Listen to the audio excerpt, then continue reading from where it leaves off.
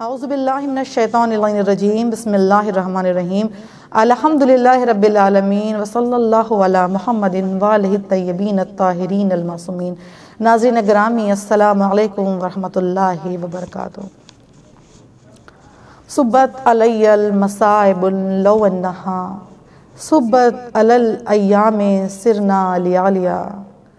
یہ فقرے اس معصوم عالم کے لسان اقدس سے ہے جو رسول کی پارے جگر ہے، جنہیں بار بار رسول اسلام نے دنیا سے روشناس کرایا۔ کبھی کہا فاطمۃ بزۃ عنی، فاطمۃ قرۃ عینی، فاطمۃ شجنۃ منی۔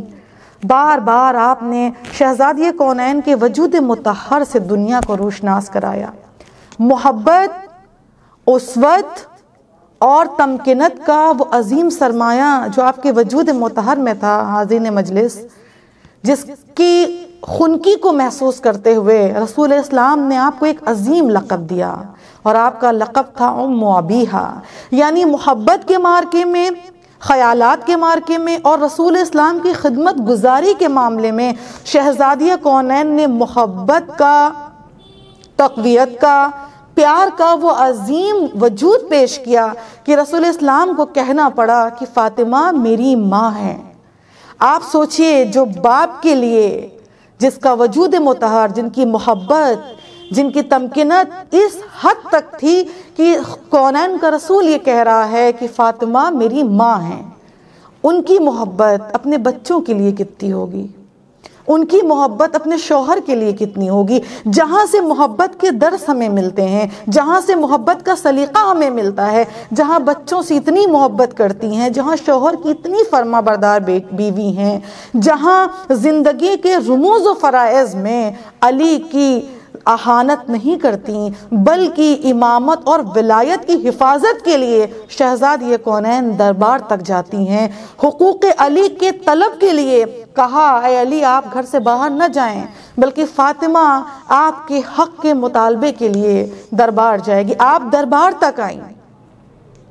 یہ پہلی مجاہدہ تھیں جنہوں نے ولایت کے حق کے لیے تنہا جنگ کی، مدینے کے ہر گھر میں جا کر علی کی ولایت کا اعلان کیا۔ اے لوگوں، تمہیں کیا ہو گیا ہے؟ ابھی غدیر کے میدان میں میرے بابا نے علی کو تمہارا مولا، تمہارا حاکم، تمہارا سرپرست مقرر کیا، اور آج تم فرامین رسول اسلام کو فراموش کیے بیٹھے ہو۔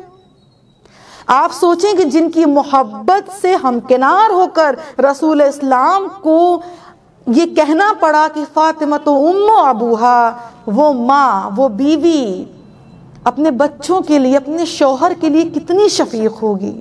کیا شوہر سے جدائی، کیا بچوں سے جدائی شہزادی کونین کے لیے آسان مراحل میں تھی؟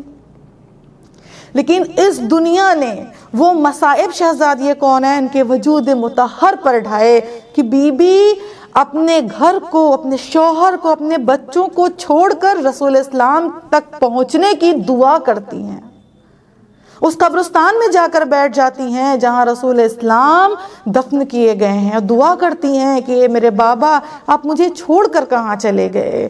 آپ نے مجھ کو دیکھا نہیں۔ آپ کے جاتے ہی امت نے وہ مصائب ڈھائے کہ زہرا کے لبوں پر ایک مرثیہ آ گیا، صبت علی الایام سرنا لیالیا۔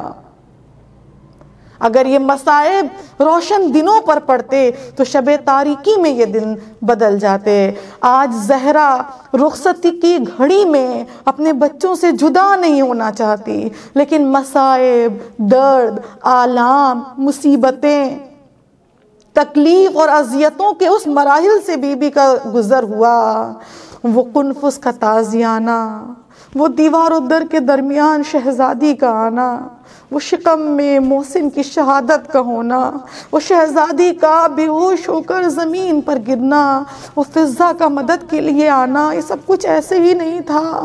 اور ایک ایسا عالم آیا جب بی بی نے وصیتیں شروع کر دیں، اے علی میرے بعد میرے بچوں سے غافل نہ ہو جائیے گا، اے علی اگر کبھی کوئی تقصیر ہو جائے تو بن ماں کا سمجھ کے میرے بچوں کو معاف کر دیجیے گا۔ یہ وہ مراحل تھے اہل مجلس جو لوگوں پر واضح ہونا ضروری ہے کہ ایک ماں اپنے بچے سے جدا نہیں ہو سکتی، اور یہ ثبوت شہزادی نے دیا کہ جب بندے کفن ٹوٹے اور آپ کا چھوٹا شہزادہ آپ کے وجود اقدس میں آ کر سمٹ گیا۔ شہزادی کے علاوہ ملائکہ نے ندا بلند کیے، علی حسین کو زہرا کے جنازے سے الگ کرو۔ یہ وہ مراحل تھے جو بیان کرنا ضروری ہے کہ شہزادی جدا نہیں ہونا چاہتی تھی، اپنے بچوں کو چھوڑ کے جانا نہیں چاہتی تھی، لیکن وہ اذیتیں، وہ مصیبتیں، وہ مصائب کہ جس کے بعد شہزادی کو دنیا سے یہ کہتے ہوئے جانا پڑا، صبت علی الایام سرنا لیالیا، صبت علی الایام سرنا لیالیا۔ اگر یہ دنوں پر پڑھتے تو شب تاریکی میں بدل جاتے۔ وَسَيَعْلَمُ الَّذِينَ ظَلَمُوا أَيَّ مُنْقَلِبٍ يَنْقَلِبُونَ۔